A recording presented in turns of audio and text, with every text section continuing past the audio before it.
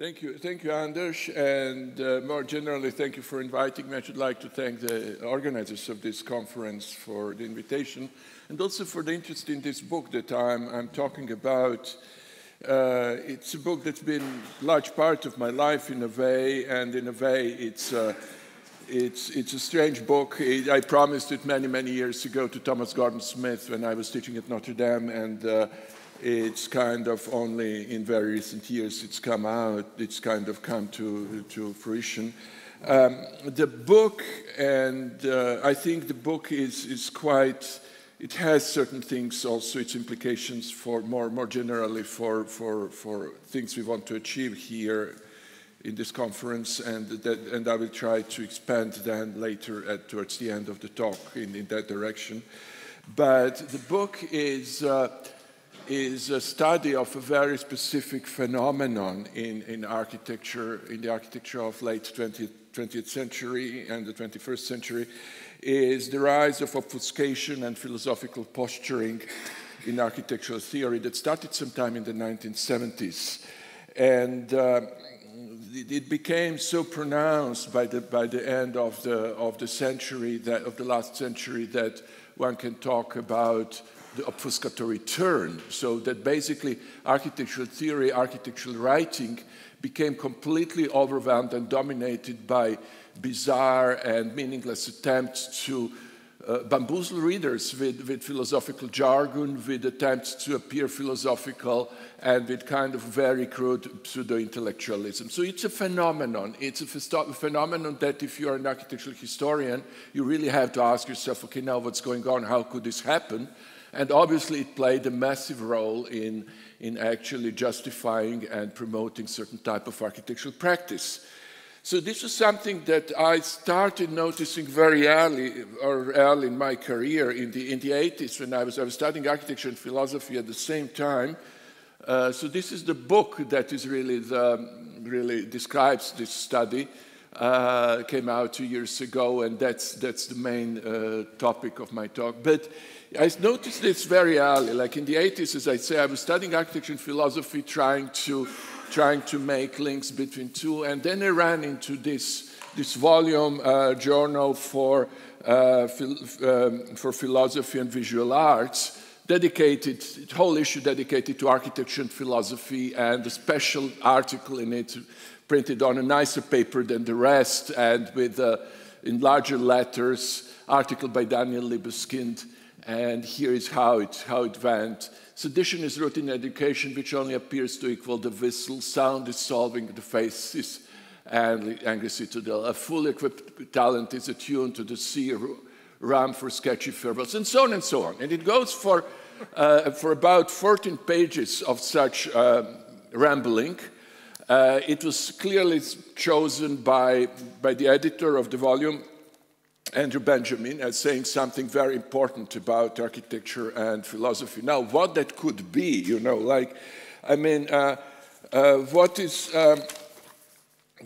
could it, has there been any referring process? Certainly not. How could this come to, what kind of understanding of architecture or philosophy or intellectual work, academic publishing, whatever would support this type of publication, you know, like, I mean, what's going on really here? But as the time went, already in those days, I mean, I was only kind of grasping what's going on in those days, but you could see that this avalanche that started this type of writing started its influence in the 70s. By the 1990s, there was a virtual avalanche of that type of writing on architecture. And so the question is, like, if you take those writings, for some reason they came to dominate. How could that happen? What stood behind that? Or and then you start thinking about this, and this was something I was collecting for some time and And what you get first, the first thing you notice, there is nothing like that before the 1970s. Those early modernist architects, and there is a reason for that, I will have to explain, they didn't need to write this way. So there was something that from the 1970s there came a need to write this way, to justify our ongoing architecture production this way. You could notice that there were different streams, but there were two main streams, so-called phenomenology and so-called deconstruction, named after some vague connections to, let's say, certain philosophers, Heidegger in the case of phenomenology and Derrida, let's say, in the case of deconstruction. But they had a lot in common. One thing that they had in common was that they were programmatically anti-visual. That is to say, they went to, is there a problem with sound? No? One very important thing was, for instance, with phenomenology, was to argue that perception and appreciation and so on can never be separated from narratives, stories, meanings, and so on associated with buildings. Or in a later version, so that was, let's say, the moment of Christian Norberg Schulz that he initiated. Another later version was that architecture is always about smells, about tastes of buildings. Really, they argued that you know, like tastes of buildings are relevant, and that we should suppress the kind of visual concerns. The other side, the constructivist side, they were saying, okay, now everything is text, and you shouldn't be really concerned with such issues as a scale or a relationship to the site, or the function of the building. But I had colleagues in those days. I was teaching studio, and I had colleagues who refused to, in their teaching, consider function, scale, or the site of the building, and basically because that was considered oppressive. So you had these two phenomena, but they were very similar. And when it comes to the use of obfuscation, but turns out that as much as ideologically they were different, they were using the same obfuscatory strategies. They were doing the same rhetorical strategies in order to achieve that effect. That I only have to explain how it worked, and the whole research project was really about that. So I will give you. I will give you just 4 of these strategies now. There are more. Some of them are combined, complex, and so on. So the book is really a study about the use of obfuscation to justify architecture in the post-70s era. And there's a reason why 1970s are such a kind of moment when these things came into. But here are some of them: obfuscation, plain and simple, profound banality, pretentious falsity, jargon of profundity. I'm going to give you some examples so that you really get what's going on. The first one, obfuscation, plain and simple, the one I gave you from Daniel Libeskind is a good example. But here is one by Christian Norberg Schulz. Look at this sentence: word opens the world, while work gives its presence. In the work, the world is placed back into the earth. That is, it becomes part of the immediate here and now, whereby the last mentioned appears in its existence. Now, what on earth could this mean? You know, like, I mean, just try to imagine how the world can be placed back on the earth. I mean, what? You know, like, and all this can happen in the work. You know, like, it's this really. As I go now, this is. I will give you more examples, and let's see now. The next one. Here is the next one. The first is a phenomenological architect, another theorist. This is Mark Quigley, a deconstructivist.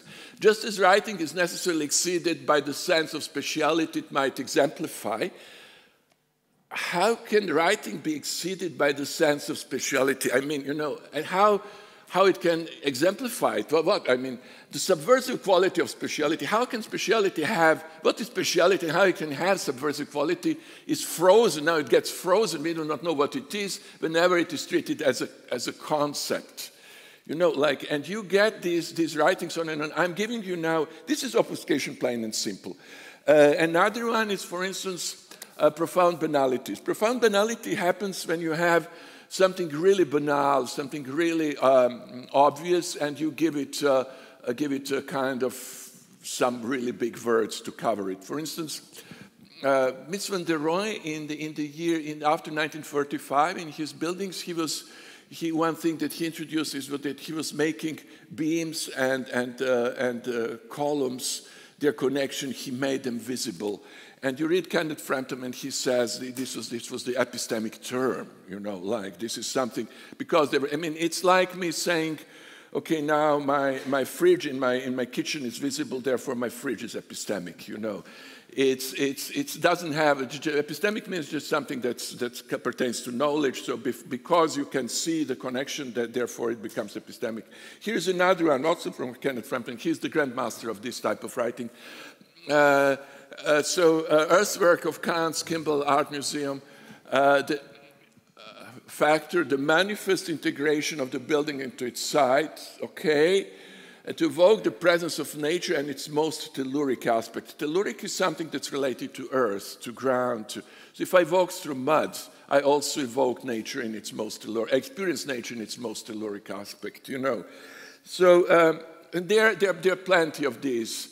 I should possibly even not burden you with all of them, but here is another example, is pretentious falsity. This is something else. This is a strategy where the author goes and says something false, but it's so patently false that actually he pretends that it's something very profound. So here is one. Every touching experience is multisensory. Qualities of matter, space, and scale are measured equally by eye, ear, nose, skin, tongue, skeleton, and the muscle. Architecture involves 7 realms of sensory experience which interact and infuse with each other. Seeing things is multisensory. One thing is, or touching is not multisensory. When you touch things, you still don't, and you close your eyes, you know very little about it. You just know what it feels to touch it and maybe a little bit about its shape. But certainly scale cannot be measured by smell or by tongue. It just doesn't work like that. But this is supposed to be, and I know in teaching in architecture schools, it's been, Juhani Palasma has been always given to students as a kind of saying something profound. But there is a reason why this suppression of visuality, notice the suppression of visuality which goes behind this, because it means our visuality is not more important than licking the building. I had that at one conference. I was mocking this idea of licking the building, and then a student rose his hand and said, when we were on excursion to Italy, our tutor told us to lick the temple in order to get the full feeling of it. And so that's been actually, that's the impact of this in architectural education. Here is another example of this. This is jargon of profundity. Every art needs to be reconnected with its ontological essence. Again, you know, like if you have some background in philosophy, then you know that there is no essence which is not ontological anyhow, particularly in periods when the art form turns to empty, aestheticized mannerism. This empty is actually a way it dismisses any kind of aesthetic, formal aesthetic, visual aesthetic concern. That's why it's called empty. And that's jargon of profundity, because they say, oh, but we are doing something more than just nice buildings, or you can't just make a building and say it's pretty. That's Peter Eisenman, for instance. And it's usually the words which are used for such dismissal are superficial, naive, vulgar, and so on. So this is the game that I'm actually studying. I can give you one more example, but I really don't want you to, I mean, I've got plenty of examples in the book, but that's the topic. What's interesting with deconstructivists is that they are so negative. They're such nihilists that they can never say something affirmative. They always must just deny things. Otherwise, they would be seen as superficial within that community. So, so this is an example of the way they play profundity is they always deny. So deconstructive discourse can never be detached from architecture. It can never be extracted from what it is not a drifter as occupier, this largest architecture before moving on. It is never singular, never just. So it's never. It's that type of endless denial, the spirit of denial, so to say. That's very important in order to look profound. So now I have to give you more explanations about this. This project is basically we have to look at this how these things came about. Or what is it really? Why 1970s? What was going on before that? Why modernists didn't use such a way of talking before? Why 1970s? And we have to take into account, well, what were these people saying? What all of them have in common is denial of visuality, and it's the denial of visual aesthetic qualities. So that's very important for them. That's over and over and over again. All of these strategies, they try to replace concerns for visual and aesthetic qualities with concerns for narratives that are associated with buildings, with stories that can be told about them, and remove this concern for visual aesthetic qualities. So they were programmatically anti-visual. Now, the second thing is that we have to look, when we look into what was going on in those days and why would this become in the 70s. You see, I don't want to sound as a Marxist here, but we have to look at economic forces that stand behind this, and we have to look at what really motivates modernist architects. And it's very important because when you go into polemic with them, you must know what's behind all of this. And one important thing is to think about, okay, now why did modernism become influential after 1945? What was going on? Like, when you look at years before World War II, there were modernists like Corbusier, Mies van der Rohe, and so on. They were designing buildings, but they were marginal group. They were a noisy, marginal group. They all lacked also, one has to also explain their position. They've also, most of them lacked, with the exception of Mendelssohn, modernist architects before World War II who had academic training. They were rare. None of them. Gropius was a dropout of an architecture school. Mies never studied. Le Corbusier never studied. And so, but let's not go into this. What happens? What's the really important thing that starts after 1945, and suddenly this style that they were promoting before World War II, this small, noisy community, but very small community, like public buildings, modernist public buildings before 1941 or 1945, none whatsoever. You can't name them in Europe or the United States.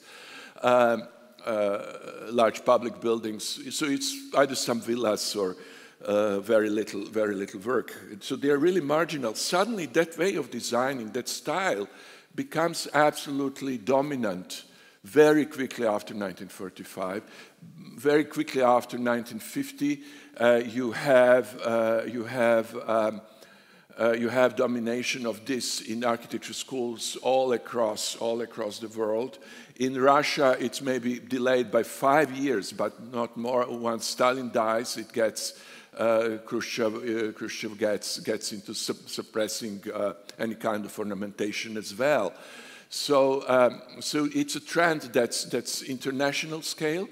I know it from my family. Both of my parents were architects. My father, who enrolled in 1948, he still got watercoloring and 4 years of architectural history and all of that. My mother, who enrolled 7 years later, she had very little of that. So I can from my own family's background, I know how these things were changing very rapidly. And that was international trend. Now, why did this happen? So this is where I'm now going to be a Marxist, so to say. Excuse me for this, but this is how it sounds. You can have other different things. One explanation is maybe a spirit of time landed somehow all across the globe and made everyone design modernist architecture, and everyone just turned, well, if you believe in spirits, that's so. Another explanation that I favor is that it's about economic reasons. What happened was that after 1945, Europe needed rebuilding. United States entered a building boom, and it became unsustainable for architecture offices to design the way they used to design before World War II. Simply the amount of work that was there, the amount of work that needed to be done at prices that could be obtained on the market, and with the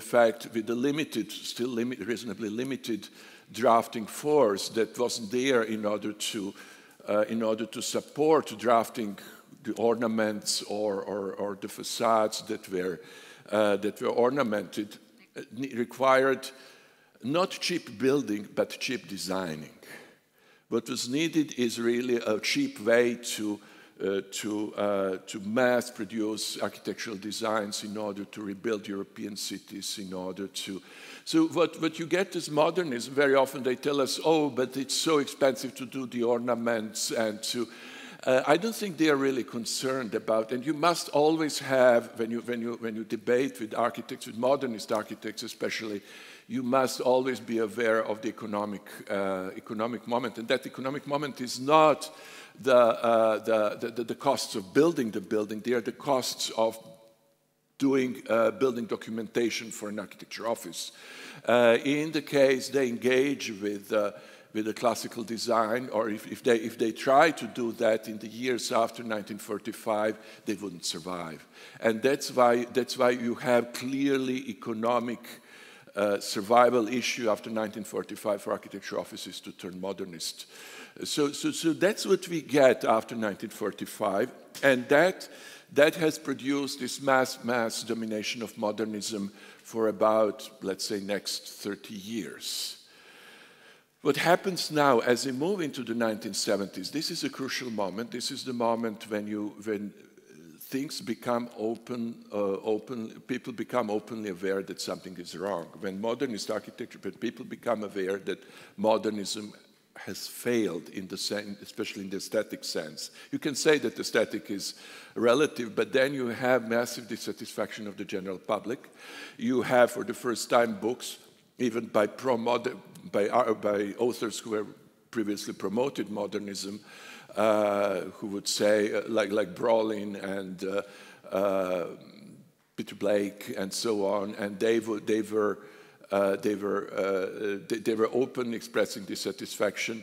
There were even Gropius at that moment admits that, well, we've just mass-produced horrible things. It's the moment when Philip Johnson admits that modernist architecture was a flop. So that's all happening at that moment. And this awareness of the failure of modernism hits in the 1970s. But you have to understand the economic position of the profession at that moment. And that position is that, A, it's not easy to go back. There are no architects anymore who can do classical or alternatives, any kind of design that's alternative to modernism. Like people who were trained in this were possibly trained before 1940. So by 1975, they're out of, and they haven't been doing it for 30 years. You have younger generations that were never taught to do anything else but modernism.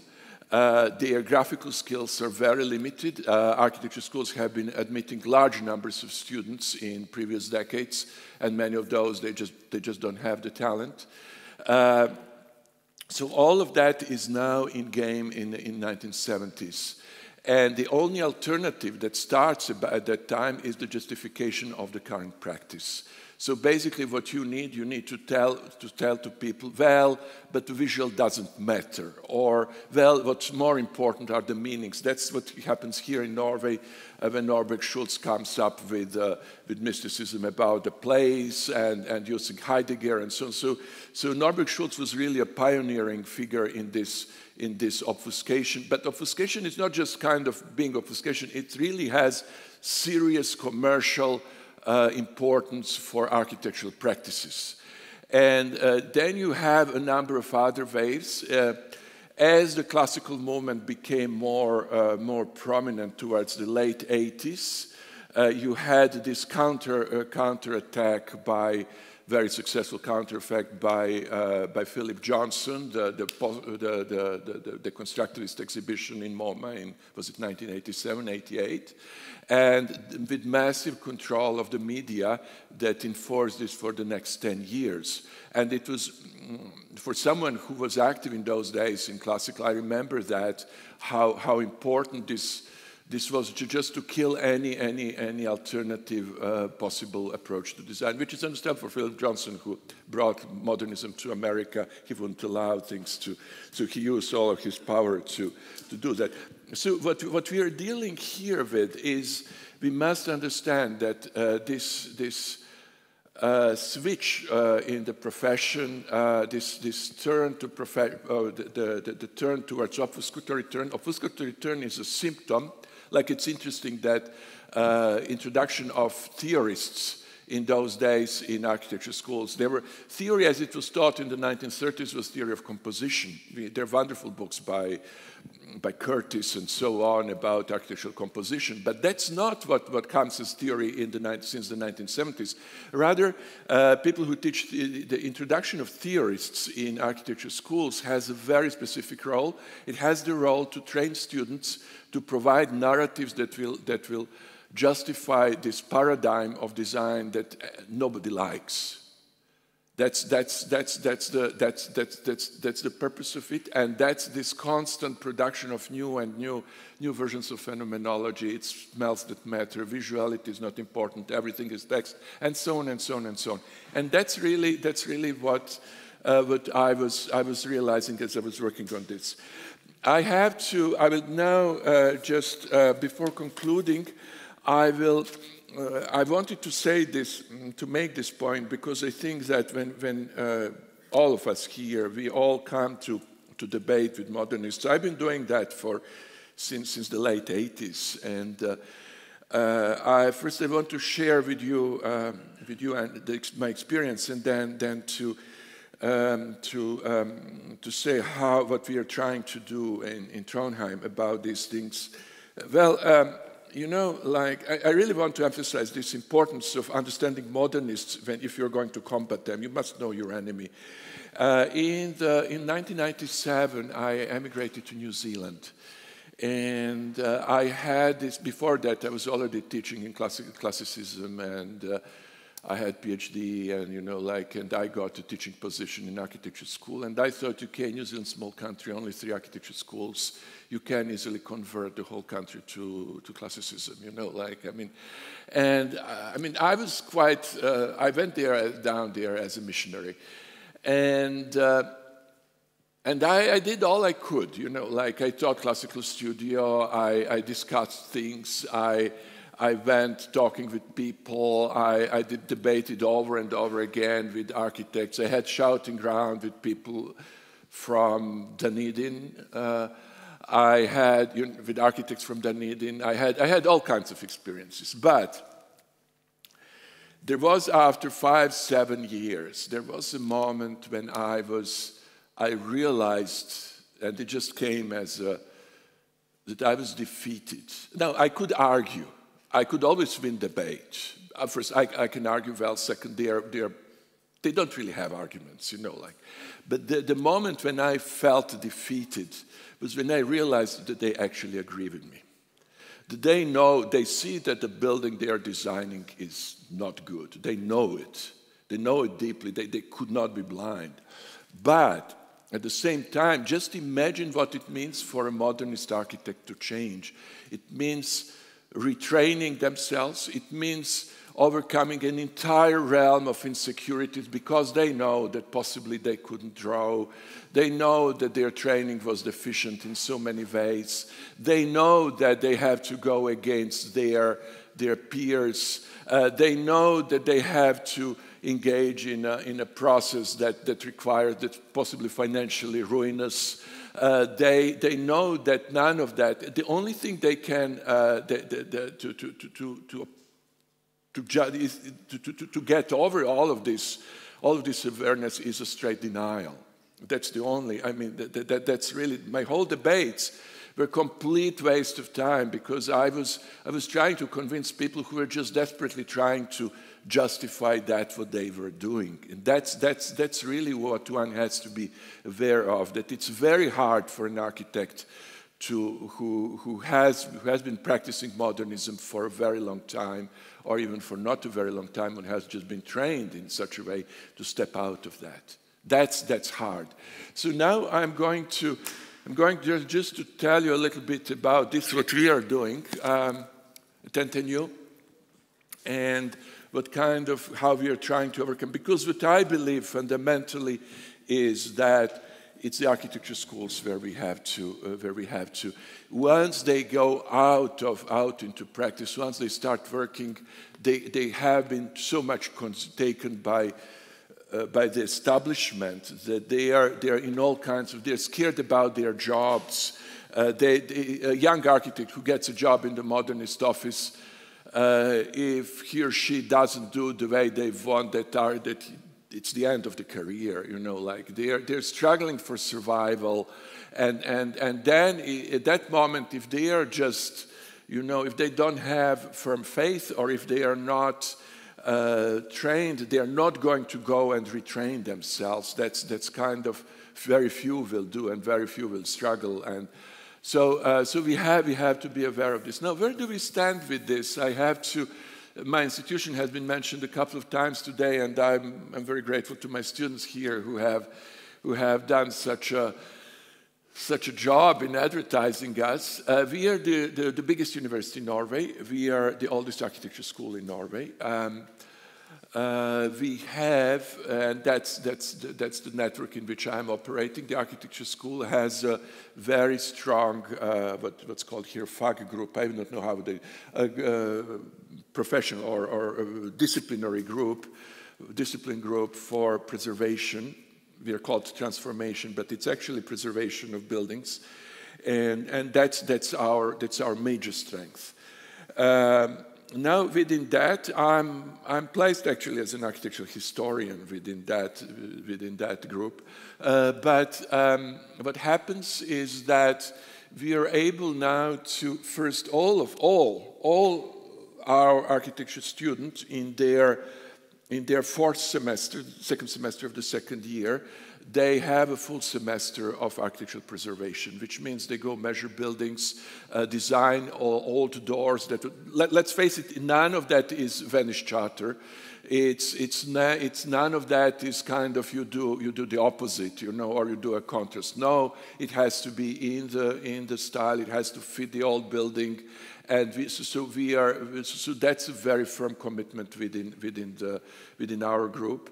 They also make a door. They learn drawing and so on. So that's something that's very firmly in our curriculum. It would be, if someone wanted to change this, that would be easy. So all our students do get that. Within that, okay, in some years I do a small block of classical design because it's just meant to kind of explain to students how things are done. Or now, what in recent years, very much thanks to Jacques and Sigurd, who came to me about 2 years ago saying, Branko, you just keep talking, but you never do, and you never teach this, and so on. And it's true, I've been lazy, and I'm old, and I've been kind of not doing it since I've been in Norway. But they came, and they twisted my arm, and